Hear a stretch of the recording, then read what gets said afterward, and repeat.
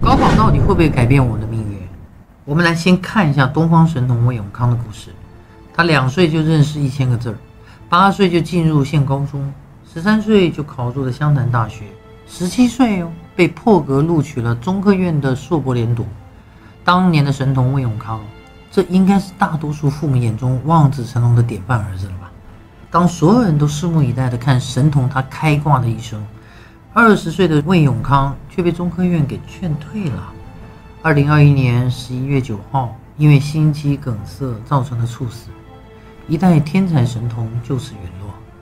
这一切的原因其实跟神童的母亲有着不可分割的原因。母亲本来在那个年代就是知识分子，所以神童出生的时候，母亲也是用自己的能力来引导孩子学习。1岁就开始练习写字儿，2岁就开始学习加减法，4岁小学课程都学得差不多了。孩子的聪明也为母亲带来了不少面子啊。魏永康的母亲也跟其他大多数的母亲一样，觉得只要读书好，其他都不重要，也不想让自己的儿子分心在其他的事情上。魏永康的母亲说的最多的一句话就是万般皆下品，唯有读书高。所以家里的大大小小事情一点都不用魏永康来插手，甚至是吃饭都给喂，洗脸都给擦，不许出去玩，不许交朋友，什么都不用做，只管学习就好了。魏永康的童年一直就是学习学习再学习，直到13岁以606分的高分考上了湘潭大学。母亲也一直是用这种方法和这种想法，你只管学习好，其他都不用做。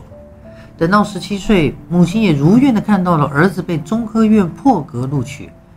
结果没想到，因为母亲的常年照顾，魏永康他基本生活都没有办法完成，衣服也不会洗，房子不会打扫，夏天穿棉袄，冬天穿背心，甚至连考试都忘了要去啊。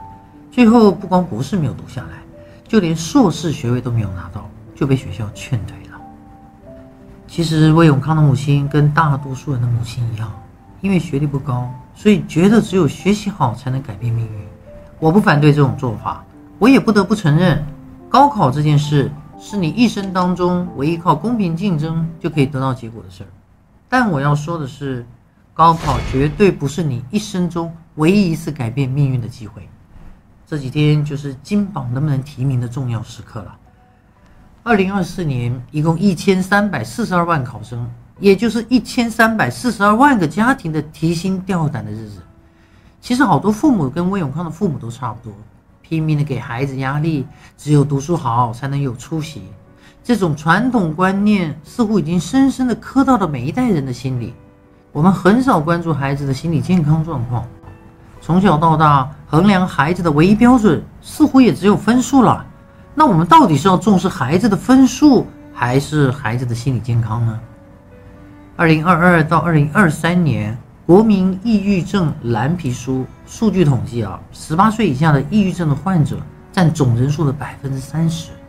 30%，50%的抑郁症患者为在校学生，青少年抑郁症的患病率已经达到15%到20%，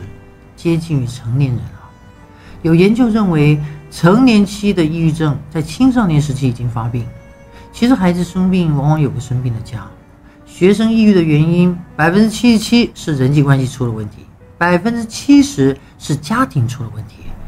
高考公布成绩了，原本是一个生机勃勃、充满活力的年纪，但却是抑郁高发的群体。而且不仅是孩子，家长他也处于一种焦虑、抑郁的状态。尤其是高中时期，仿佛整个世界都在充斥着呼声，你考不好你就完蛋了。大家把所有的关注点都寄托在分数上，就像是一条无形的规则一样。规则写着高考改变命运。经历过高考的你们，许多年以后是不是还时不时的梦到自己又回到了高考那天，然后怎么解都解不开的题？我们形成这种意识的最初形态，就是从小时候父母每天所谓的苦口婆心。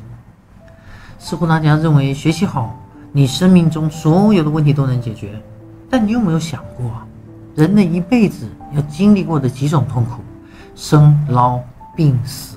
爱别离、怨憎会、求不得、贪嗔痴，这些真的靠分数就能解决吗？我们从小去培养的不应该是孩子独立思考解决问题的能力吗？你们大学毕业后，无论是500多分还是600多分，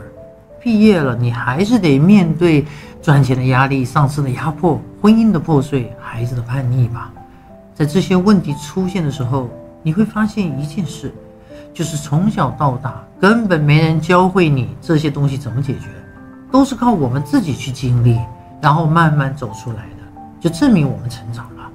如果在我们小的时候有更多的人关注我们独立思考、解决问题的能力，我们的共情能力、我们的沟通能力、我们的认知能力，而不是单纯的靠分数来评判我们的能力，那成年时的我们会不会选择的更多一点，而不是所谓的高考决定命运？我们工作中会不会更有能力的解决同事和领导的关系呢？我们婚姻中会不会更游刃有余的解决夫妻的关系呢？我们的下一代会不会就没有了叛逆期呢？